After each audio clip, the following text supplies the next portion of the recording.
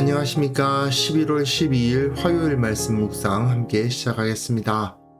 오늘도 말씀으로 하루를 시작하시는 귀한 성도님들, 주님의 은혜 안에서 기쁨 누리시고 늘 주님과 교제하시고 그 복을 만끽하시는 귀한 하루 보내실 수 있기를 기도합니다. 오늘 본문은 출애굽기 25장 23절에서부터 40절까지 말씀이고요. 진설병상과 등대에 대한 이야기가 기록되어 있는데, 이것은 우리가 하나님과 교제하는 삶, 그 진리 안에서 사는 삶을 상징해 주는 것이거든요. 이걸 통해서 우리가 매일의 삶 가운데 하나님과 그리고 형제 자매들과 어떻게 교제하면서 살아야 될 것인가를 생각해 보는 시간 가졌으면 합니다. 그럼 먼저 말씀 보시겠습니다. 너는 조각목으로 상을 만들 때 길이는 2규빗, 너비는 1규빗, 높이는 1규빗 반이 되게 하고 순금으로 싸고 주위에 금테를 두르고 그 주위에 손바닥 넓이만한 턱을 만들고 그 턱 주위에 금으로 테를 만들고 그것을 위하여 금고리 4셋을 만들어 그 4발 위 4모퉁이에 달되 턱 곁에 붙이라. 이는 상을 맬 채를 꿰일 것이며 또 조각목으로 그 채를 만들고 금으로 싸라. 상을 이것으로 맬 것이니라. 너는 대접과 숟가락과 병과 붓는 잔을 만들 때 순금으로 만들며 상 위에 진설병을 두어 항상 내 앞에 있게 할지니라.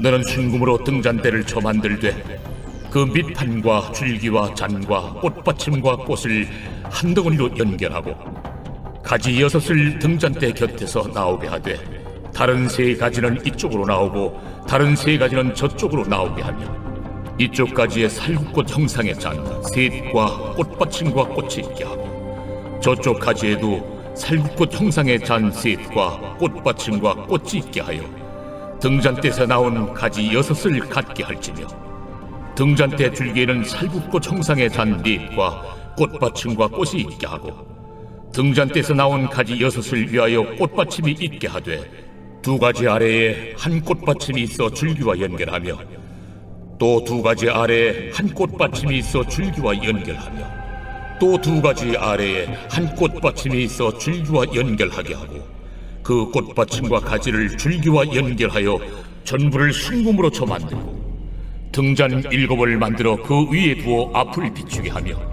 그 불집게와 불똥 그릇도 순금으로 만들지니 등잔대와 이 모든 기구를 순금 1달란트로 만들되 너는 삼가 이 산에서 내게 보인 양식대로 할지니라. 성막의 설계에 대한 이야기를 계속 읽어가고 있습니다. 오늘은 진설병상과 등잔대의 설계가 기록되어 있는데요. 이거는 이제 지성소가 아니라 지성소 바로 바깥에 있는 성소 안에 놓여질 기물들이죠. 근데 이 성소 안에 놓여질 기물은 등잔대와 진설병상 그리고 향단이 있습니다. 근데 향단에 대한 이야기는 이 25장에 안 나오고 30장에 가서야 나옵니다.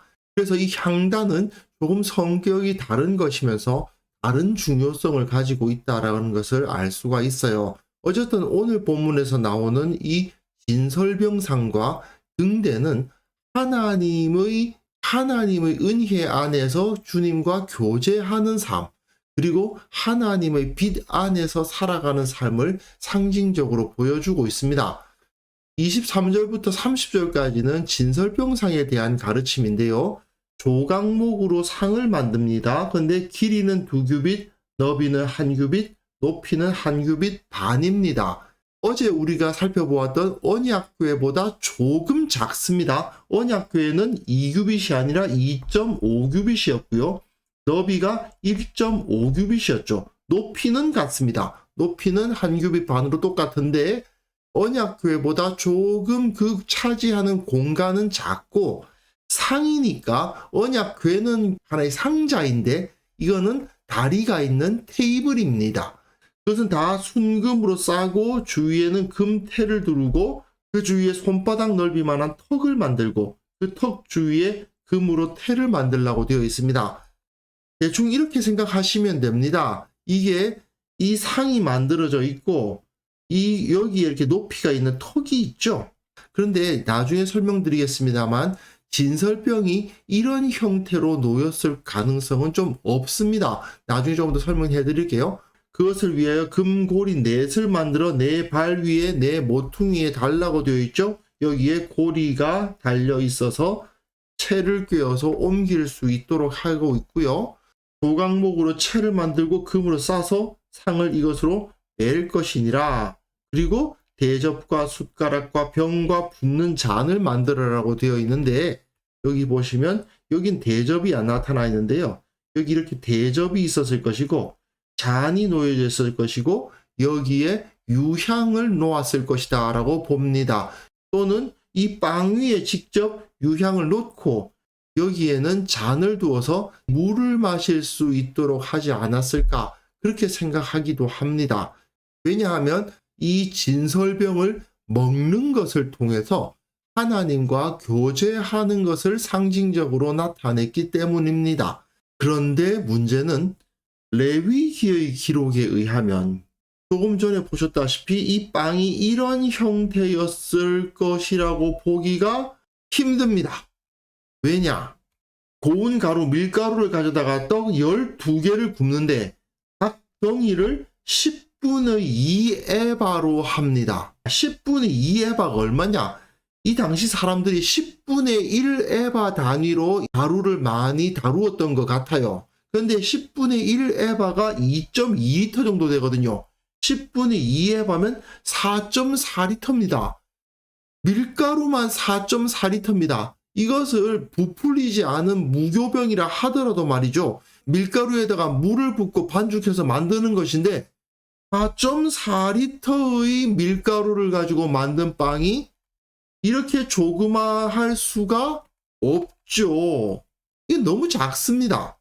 4.4리터로 만든 빵이기 때문에 굉장히 큽니다. 그래서 지금 유대인 랍비들은 이 진설병상은 이런 형태가 아니고 6개씩의 선반이 있었을 것이다 라고 보고 있습니다. 그리고 그 선반에 큰 대접에 담긴 진설병이 하나씩 하나씩 올려졌다는 것이죠. 또는 그 대접이 아주 정교하게 만들어져 있어서 마치 찬압 쌓듯이 쌓았을 수도 있겠죠. 어쨌든 이 진설병은 이 그림처럼 작지 않았습니다. 굉장히 큽니다. 그러니까 이 바닥의 형태에 대해서는 성경적인 모습을 잘 구현해냈다고 할 수 있지만 여기 위에 올려져 있는 빵의 모습은 성경적이라고 보기는 어려워요. 대접과 숟가락과 병과 붓는 잔이라고 되어 있는데 이 대접이 바로 마치 큰 찬압처럼 그 안에 진설병을 넣고 그것을 쌓았거나 아니면 아예 선반과 같은 다른 도구가 만들어져 있어서 거기에 대접에 담긴 진설병을 올려놓았을 것이라고 보는 것이 좀 더 설득력이 있는 이야기입니다. 근데 사실 우리는 이 진설병상의 구조보다도 이것이 가지고 있는 의미가 무엇인지에 대해서 좀 더 관심을 가져야 되겠죠. 진설병은 히브리어로 레헴 파님인데요. 레헴 하면 빵이란 뜻이고 파님 하면 얼굴이란 뜻입니다. 얼굴의 빵이에요. 근데 히브리어에서는 하나님의 얼굴을 본다 이런 표현이 하나님의 임재라는 뜻으로 사용이 됩니다. 왜냐? 히브리어에서 그가 나와 함께 있다라는 표현을 할 때에는 그의 얼굴이 나와 함께 있다, 그의 얼굴이 나와 함께 있었다라고 표현을 하거든요.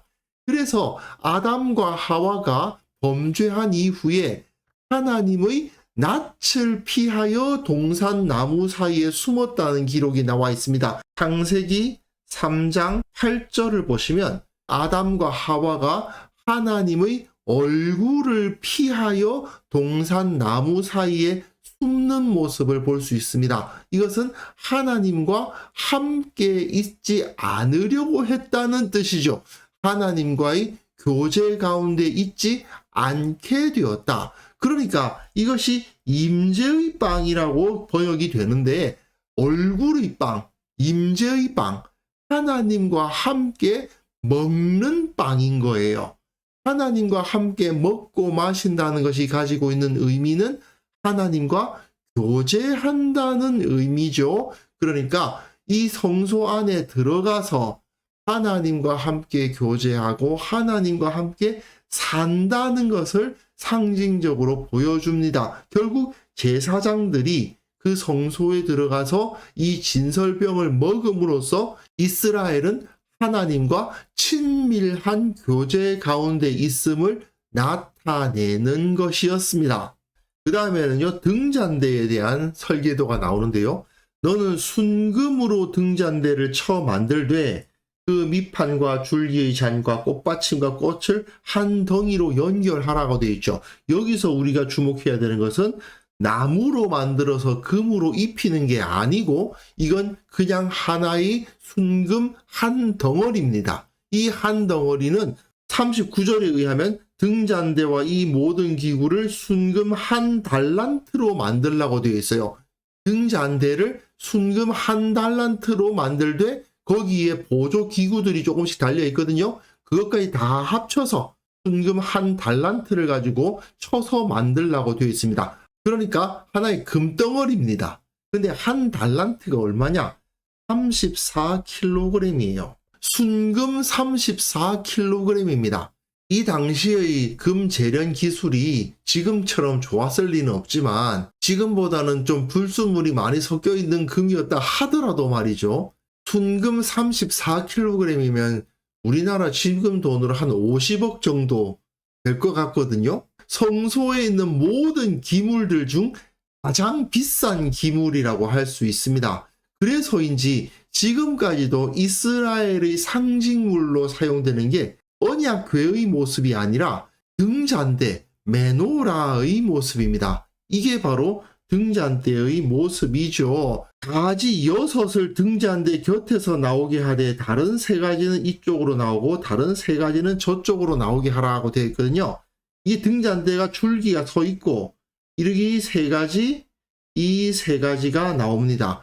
이 자체가 에덴 동산의 생명나무를 상징적으로 보여주는 것이기도 하기 때문에 이런 형태로 만들라고 되어 있죠. 이쪽 가지에 살구꽃 형상의 잔셋과 꽃받침과 꽃이 있게 하고 저쪽 가지에도 살구꽃 형상의 잔셋과 꽃받침과 꽃이 있게 하여 등잔대에서 나온 6을 같게 할지며 되어 있는데 여기 보시면 꽃받침과 꽃이 하나, 둘, 셋. 여기 꽃받침이 있는 거거든요. 그러니까 하나, 둘, 셋. 다 3개씩 있죠. 각 가지마다 다 3개씩 있습니다. 이렇게 만들라는 것이죠. 등잔대 줄기에는 살구꽃 현상의 잔 넷과 꽃받침과 꽃이 있게 하라고 되어 있습니다. 이 가지에는 다 하나, 둘, 셋, 하나, 둘, 셋 3개씩 있지만 이 줄기에는 하나, 둘, 셋, 4개가 있게 하라는 것이죠. 그런데 이 성경을 해석함에 있어서 왼쪽의 그림의 형태가 맞는지 아니면 오른쪽의 그림의 형태가 맞는지에 대해서는 조금 논란이 있을 수가 있을 것 같습니다. 제가 좀 해상도가 좋은 그림을 찾지를 못해가지고 그냥 이 그림을 가지고 왔는데요. 등잔대에서 나온 가지 6을 위하여 꽃받침이 있게 하되 2가지 아래에 한 꽃받침이 있어 줄기와 연결하며 또 2가지 아래에 한 꽃받침이 있어 줄기와 연결하고 또 2가지 아래에 한 꽃받침이 있어 줄기와 연결하게 하라 되어 있거든요. 이게 무슨 소리냐? 이 만나는 부분에 꽃받침이 있게 하라는 거예요. 그런데 이 그림에서는 꽃을 받침이라고 해석해가지고 만나는 접점 아래 꽃이 하나 있게 하고 이 접점 아래 꽃이 하나 있게 하고 이 접점 아래 꽃이 하나 있게 하라고 해석을 해서 이렇게 그려놓았는데 이 그림에는 좀 해상도가 떨어집니다만은 여기 가운데 꽃이 있는 것이 아니라 이 접점 위에 꽃이 놓여 있는 것을 볼 수 있습니다. 그러니까 여기선 이 가운데에 꽃이 하나씩 놓여져 있는데 이 그림대로가 아니라 여기에 꽃이 놓여져 있고 여기에는 꽃이 없는 것으로 그리는 것도 가능하다. 어쨌든 여기에는 7개의 등잔이 놓여 있고요. 여기에는 올리브유를 놓아가지고 거기에 심지를 꽂고 불을 붙이는 등대가 되는 겁니다. 꽃이 4개, 또 3개씩 있죠. 4라는 숫자 자체가 땅을 상징하는 숫자고 3이라는 숫자 자체가 하늘을 상징하는 숫자거든요. 그리고 3 더하기 4는 7이어서 하늘과 땅을 창조하는 창조의 숫자 7이 나타납니다. 그래서 7개의 등대가 제시가 되고 있죠. 그렇기 때문에 이것이 하나님의 진리, 창조의 능력을 상징적으로 보여주는 것입니다. 그리고 이거는 절대로 불이 꺼지지 않도록 관리를 해야만 했는데요. 그것을 위해서는 불 집게와 불똥 그릇, 제사장들이 그 타버린 심지를 집게로 꺼내고 그것을 불똥 그릇에 담아가지고 그것을 제거하기 위해서 필요한 것들인데 그것도 다 순금으로 만들어야만 했습니다. 그리고 불집게와 불똥 그릇의 무게까지 합쳐서 모든 기구가 금 1달란트가 되도록 해라고 되어 있습니다. 진설병상은 하나님과 함께 먹고 마시는 교제를 상징하고요. 등대는 하나님의 창조의 능력, 그 빛 안에 있음을 상징하는 것입니다. 결국 하나님께서 자기 백성에게 요구하시는 이 땅에서의 삶의 원칙이 무엇인가를 보여준다고 할 수 있어요. 주님의 빛, 그 진리 안에 거하고 늘 주님과 교제하는 삶을 살라고 말씀하시는 거라고 보는 것이 합당합니다. 우리가 매일 이렇게 하나님의 말씀 앞에 서는 이유가 무엇입니까? 결국 그 양식을 우리가 먹기 위해서죠. 매일 제사장들이 그 성소 안에 들어가서 진설병을 먹었던 것처럼 우리도 매일 하나님의 양식 앞에 나아가서 주님과 교제해야 됩니다. 그리고 그 모든 진리와 내 삶을 비추는 빛으로서 역할을 해야 되는 거죠. 또한 매주 예배하러 모일 때마다 형제들과 자매들과 함께 교제하고 그리고 그 모든 것 가운데 하나님의 진리의 빛이 비추어지는 역사가 우리 가운데 일어나야 되겠죠. 그래서 이 시간 우리가 함께 기도할 때에는요, 우리 매일의 삶 가운데 주님과 교제하게 하시고 늘 진리의 빛 안에서 살아가게 하옵소서. 창조주의 빛, 창조주의 능력이 우리 교회 가운데 임재하여서 말씀의 진리 안에서 성도들이 서로 교제하고 서로 사랑하는 그러한 살아있고 풍성한 공동체가 되게 하옵소서. 함께 기도하는 시간 갖습니다.